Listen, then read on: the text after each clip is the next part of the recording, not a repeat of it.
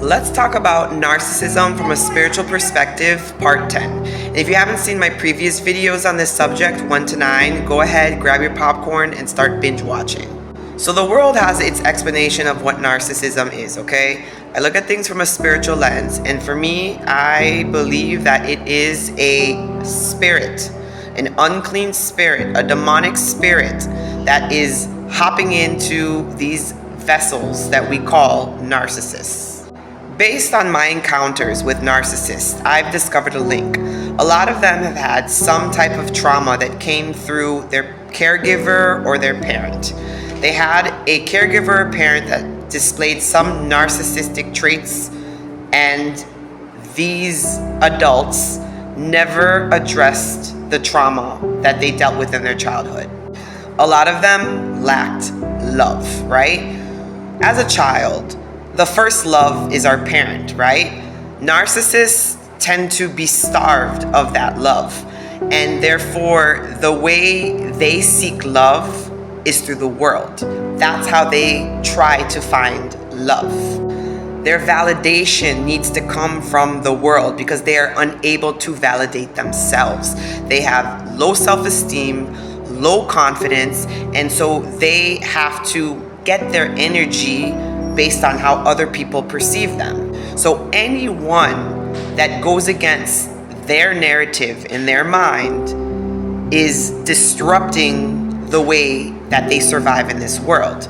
And this is why you can be a complete enemy to the narcissist when you call them out. The spirit operating in the mind of the narcissist has them so rooted into the world. Like everything they do is for them to feel good. Like they've got to get compliments from people. They got to appear like the nice guy, the good guy, the humble guy, right? But it's all a show. It's all a mask that they're putting on for the world. In actuality, these are weak spirits, weak vessels, weak-minded people. This is why a narcissist has to lie, especially if you've done some type of narcissistic injury to their ego, okay? They have to lie to others to make them appear like the victim and you are the horrible person in their story. They have to lie because if they told the truth, then they would look like the horrible person in the story, because they are. I've said this in previous videos and I'm gonna say it again. A narcissist needs an exorcism, okay? A narcissist needs to be delivered from that unclean spirit that's inside of them. Because that unclean spirit will lead them to all of the people who are not good people in their lives, but they stick to those good people because they are operating at the same frequency of the narcissist, and it's rubbing the ego of the narcissist.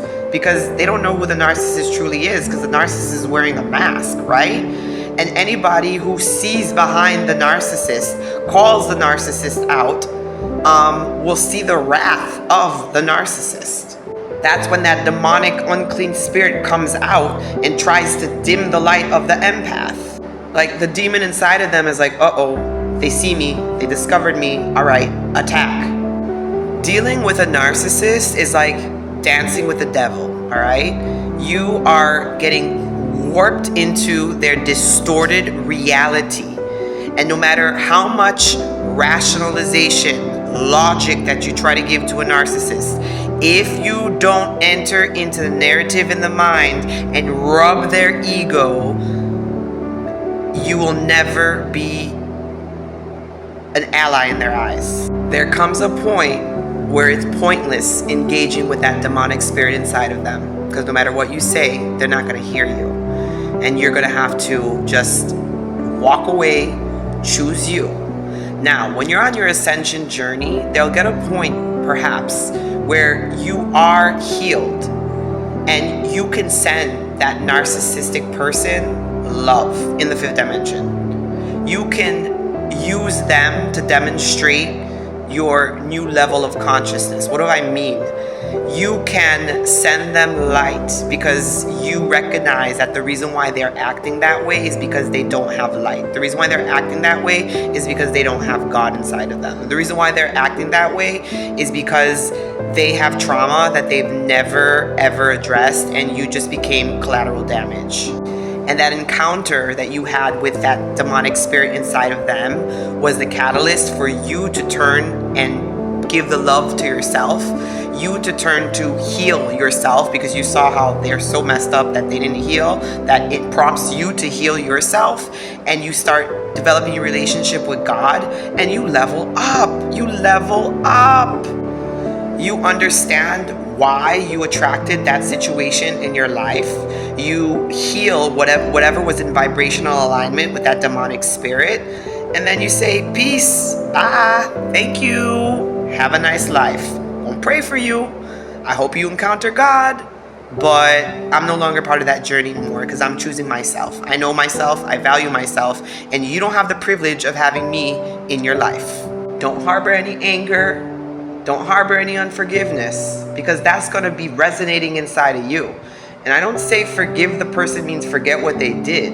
I say remove that energetic vibration inside of you, that imprint that narcissistic spirit still has on you. You let that go, all right? You learn from the experience, and you give them to God.